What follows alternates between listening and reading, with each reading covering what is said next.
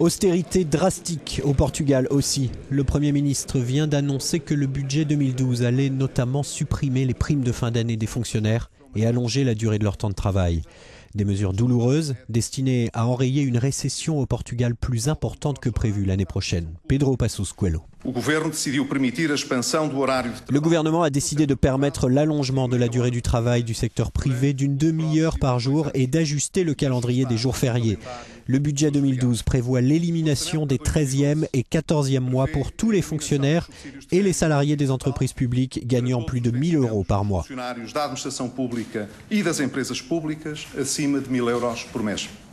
La TVA doit par ailleurs être augmentée sur de nombreux produits.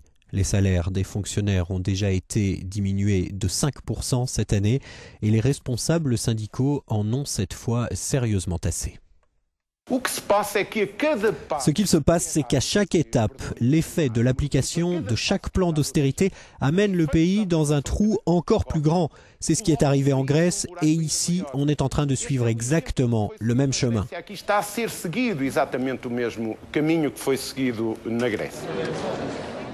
Le chômage atteint aujourd'hui 12,3% au Portugal. Après la Grèce et l'Irlande, le Portugal est le 3e à obtenir du FMI et de ses partenaires européens un plan de sauvetage, en l'occurrence 78 milliards € sur 3 ans.